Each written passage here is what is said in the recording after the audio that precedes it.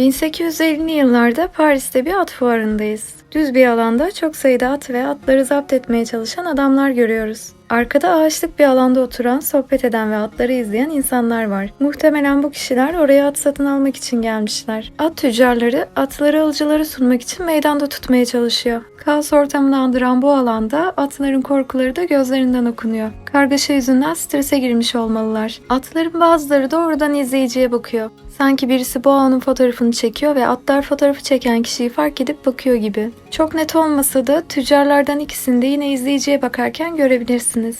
Gerçekçi bir eser olması sebebiyle gerçekten ressam o anı birebir resmetmiş gibi duruyor.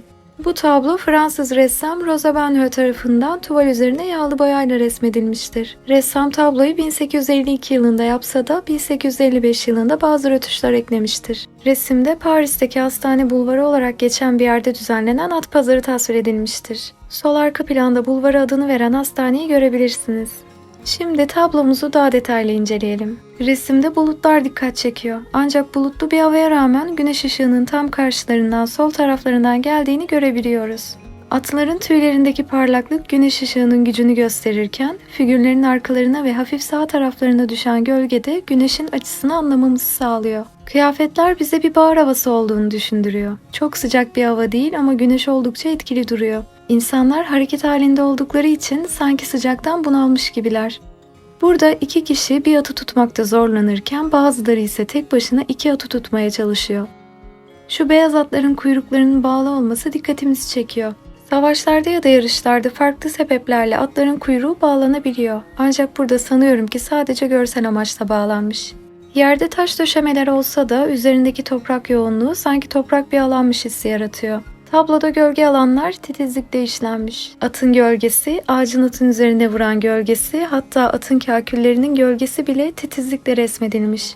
Realizm sanat akımının en güzel örneklerinden biri olan bu tablonun hazırlık süreci de gerçekliği yakalamada önemli bir rol oynamıştır. Ressam tablonun hazırlık sürecinde 1850 yazından 1851 yılının sonuna kadar 1,5 yıl boyunca haftada 2 kez at pazarına gitmiştir. Pazarda sadece erkekler olduğu için dikkat çekmek istemeyen ressam Paris polisinden erkek gibi giyinerek pazara katılmak için izin istemiştir. Çünkü daha önce 1845 yılında bir Paris mezbahasında eğitim görürken tacize uğramıştır. Mezbahaya gitmek hayvan ressamları için tipik bir faaliyettir. Ancak bu faaliyete katılan ilk kadın kendisi olmuştur. Bu kötü deneyimi tekrar yaşamamak için at pazarına 1,5 yıl boyunca erkek kılığında katılmıştır. Ayrıca ressam evde ve kırsalda da genellikle erkeksi kıyafetler giyermiş. Bu konu feminist yazar Germaine Greer'in Engelli Yarış adlı kitabına konu olmuştur. Yazar kitabında Bonheur'un giydiği bol pantolonlar ve ressam önlükleri tahrik edici hiçbir şey içermiyordu diye yazmış ve ressamın şu sözünü eklemiştir. Ben bir ressamım, geçimimi dürüstçe sağladım. Özel hayatım kimseyi ilgilendirmez.